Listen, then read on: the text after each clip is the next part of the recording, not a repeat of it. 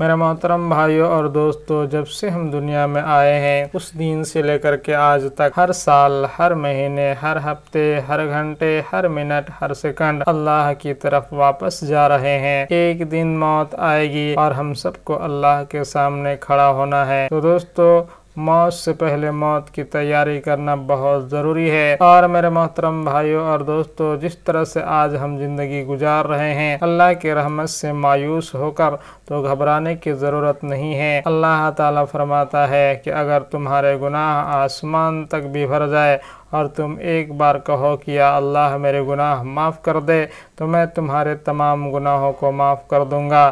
میرے محترم بھائیوں اور دوستو، بنی اسرائیل کے زمانے میں ایک شخص تھا جس نے 99 قتل کیے۔ اس نے ایک دن چاہا کہ اب ہم سے بہت ہو گیا، اب ہم توبہ کرنا چاہتے ہیں۔ لہٰذا وہ توبہ کی نیت سے نکلا اور ایک عابد سے ملاقات ہوئی، اللہ والے سے ملاقات ہوئی۔ ان سے پوچھا کہ میں توبہ کرنا چاہتا ہوں، میں نے 99 قتل کیے ہیں، کیا میرا گناہ معاف ہو سکتا ہے؟ اس عابد نے کہا، اس اللہ والے نے کہا، تمہارے گناہ کبھی معاف نہیں ہوں گے، تمہاری توبہ کبھی قبول نہیں ہوگی۔ اس نے غصے میں آ کر اس کو بھی قتل کر دیا، گویا کہ اس کے 100 قتل پورے ہو گئے، لیکن پھر بھی اس کو اطمینان نہیں ہوا۔ وہ اپنی توبہ کی نیت سے پھر نکلا۔ اس کے بعد ایک عالم سے ملاقات ہوئی۔ اس نے عالم سے کہا کہ میں نے 100 قتل کیے ہیں، کیا میرا گناہ معاف ہو سکتا ہے؟ اس عالم نے کہا، ہاں کیوں نہیں، اللہ رحمان ہے، اللہ رحیم ہے، ملک ہے، قدوس ہے، سلام ہے، مومن ہے، مہیمن ہے، عزیز ہے، جبار ہے۔ اللہ بڑے بڑے گناہ گاروں کو معاف کیا ہے، تمہارے بھی گناہ معاف ہو جائیں گے، بس تم توبہ کرو، اللہ کی بارگاہ میں سچے دل سے توبہ کرو، اللہ تمہارے گناہ معاف کر دے۔ تو پھر اس نے عالم کے سامنے توبہ کی۔ اس عالم نے کہا کہ بیٹا دیکھو، تمہاری توبہ پکی ہو جائے اس کے لیے چلے جاؤ فلاں بستی میں، وہاں نیک لوگ رہتے ہیں، تم ان کے ساتھ زندگی گزارو، تمہاری توبہ پکی ہو جائے گی۔ وہ اس ارادے سے نکلا کہ نیک لوگوں کی بستی میں جائیں گے اور وہاں ہماری توبہ پوری ہوگی۔ آدھے راستے میں جانے کے بعد اس کی موت ہو گئی۔ آسمان سے 2 فرشتے آئے، جہنم کا اور جنت کا۔